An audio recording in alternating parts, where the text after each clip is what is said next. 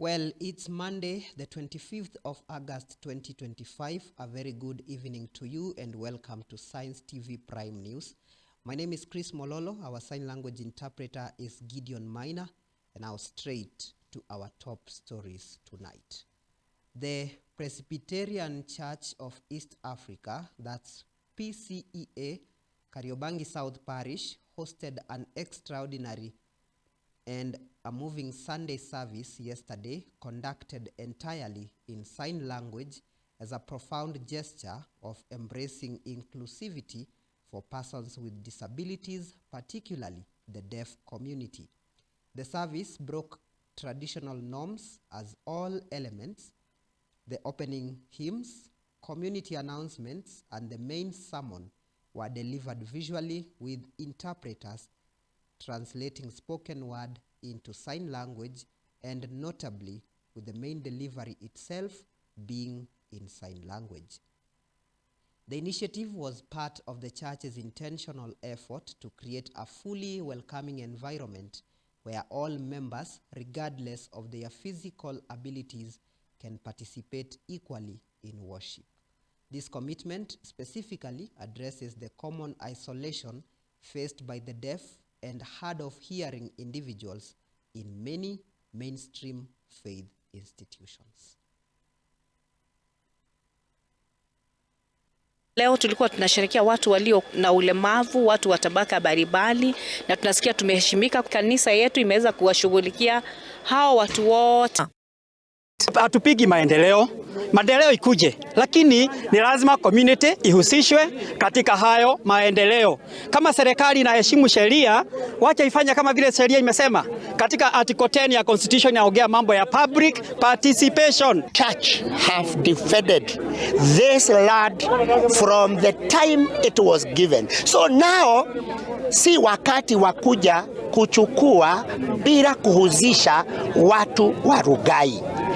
More so, it is even so frustrating that even when public participation was done, ilikuwa selective.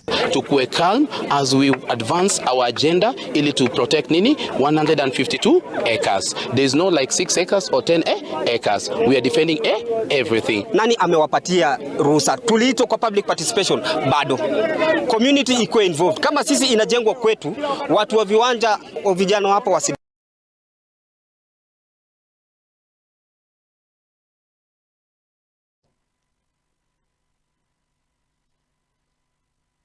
Now moving on, President William Ruto has declared August 27th as Katiba Day to mark the 15th anniversary of the 2010 Constitution.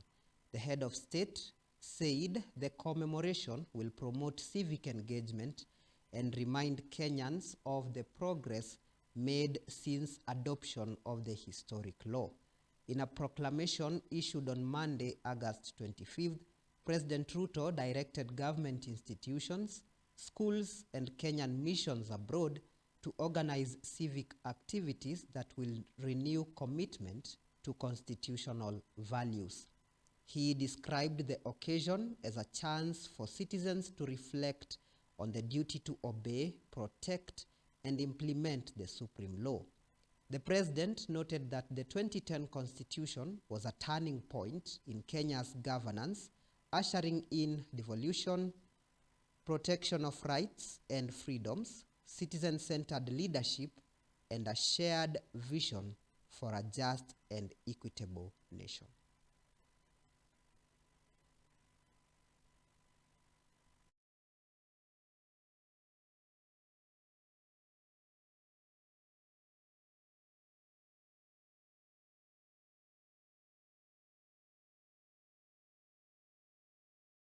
Now, in other news, the National Treasury has kicked off the preparation of the 2026-2027 financial year budget in a ceremony held at the Kenyatta International Convention Centre, KICC, in Nairobi. The event was presided over by the Cabinet Secretary for Treasury, John Mbadi. In his address, Mbadi noted that the government has taken firm steps to strengthen the economy through fiscal reforms, prudent spending and enhanced revenue collection. He said these measures are laying the foundation for a sustainable economic growth. The CS added that the upcoming budget will focus on inclusive growth and national priorities with strategies aimed at supporting key sectors such as health, education, infrastructure, and job creation. He also emphasized the need for public participation to make the process more transparent and responsive to citizens' needs. National Treasury, in collaboration with Parliament, must consider innovative financial mechanisms such as public-private partnerships in sectors including energy, transport, irrigation, and housing, so that we avoid over-reliance on exchequer for development projects. To ensure fiscal stability, Parliament has given priority to realistic revenue projections, and we are targeting 2.7 trillion in this financial year in ordinary revenue. These achievable targets will reduce uncertainties in budget implementation and minimize unplanned borrowing. Public finance management reforms. We have moved now to accrual accounting basis from cash basis from this financial year onwards. We have continued to implement zero-based budget. We have also gone to single treasury account so that we improve our cash management, and we have optimized our asset utilization through a module called Assets and Inventory Management. I want MDS to embrace PPP. Before you ask us for extra budgetary allocation, exhaust the possibilities of raising funds through PPP, especially commercially viable projects. We now have Rironi Mau Summit in the pipeline, progressing well. I am sure it will be concluded soon. That will be a major infrastructure project in this country. The other one that I would mention, and my PS visited it recently, that is Galana Kulalu, is in progress under PPP. We have a number under the energy sector, and I want to encourage all MDAs, including even county government. The Orange Democratic Movement, that's ODM, Kasipul branch, has cautioned professionals and elites in the constituency against interfering with the upcoming by-election. Officials noted that external influence risks dividing the party and undermining its unity ahead of the November polls. The warning comes days after some elites accused the ODM leadership of plotting to issue a direct ticket without involving local stakeholders. They argued that such a move would lock out deserving aspirants and weaken confidence in the party's internal democracy. Branch leaders have urged the members to remain united and ensure that candidates are subjected to the delegates system. They insisted that the process should be free from influence by sitting leaders or parallel campaigns that could create discord.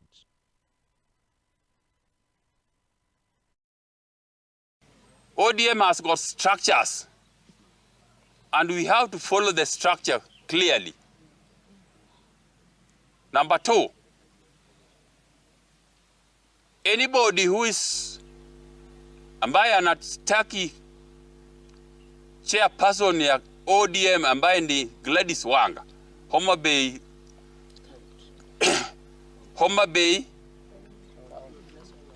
national chair ambaye pia ni governor wetu Gladys Wanga.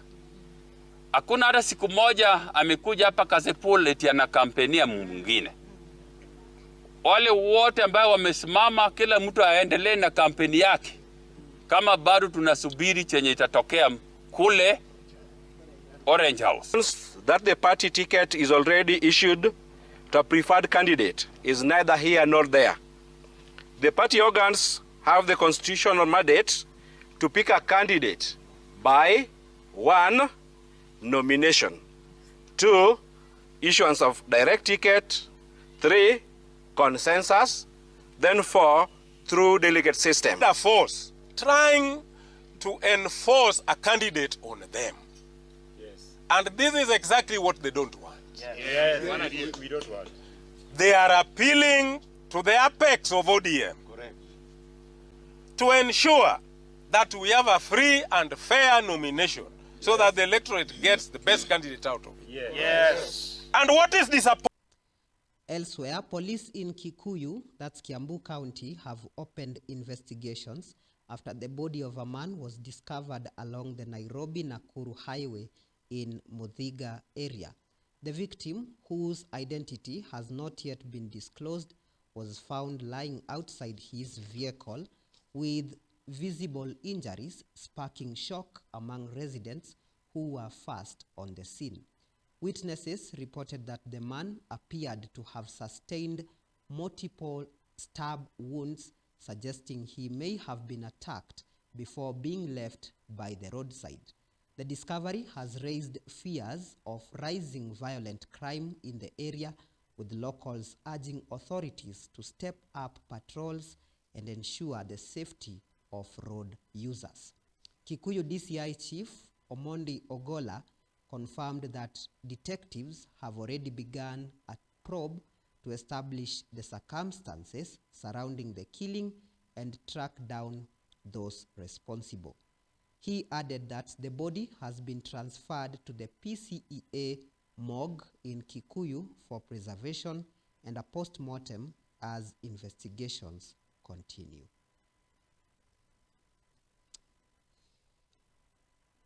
Then to some other news, Chief Magistrate Lucas Onyina has ordered the detention of activist Julius Kamau following a disruption during court proceedings at the Milimani Law Courts.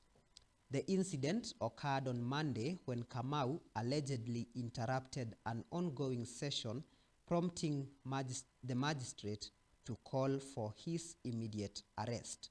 Court orderlies quickly restrained him before he was taken into custody. Magistrate Onyina ruled that the activist be held as investigations continue into the nature of his conduct and possible charges. The disruption temporarily stalled the court's proceedings, with normal operations resuming after Kamau's removal.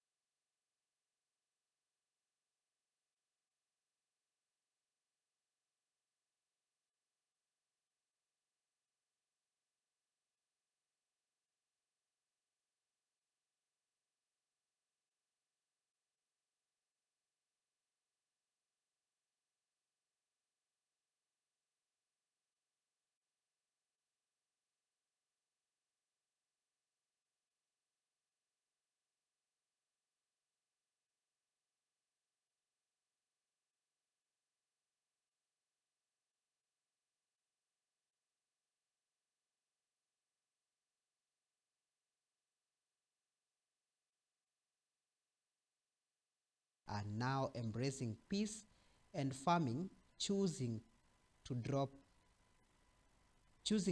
their guns for plows. Many say they are determined to rebuild their lives through economic progress, signaling a new era of stability and hope for the valley.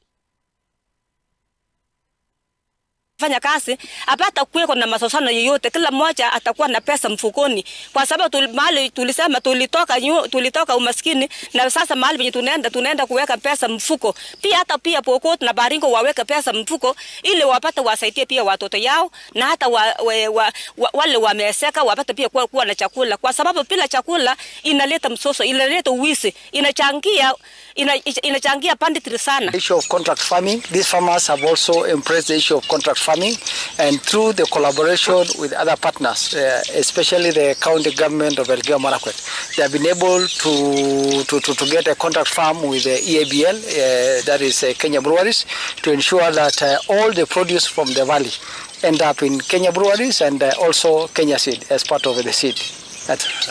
Especially the water projects in this region of Kerio Valley.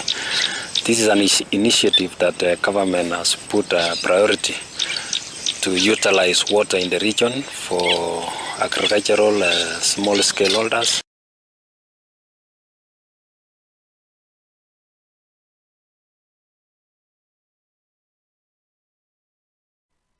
All right, that's it for the news update. We are going to take a short break, and then when we come back, we'll take a look at what's happening in the world of sports. Stay with us. We will be back shortly.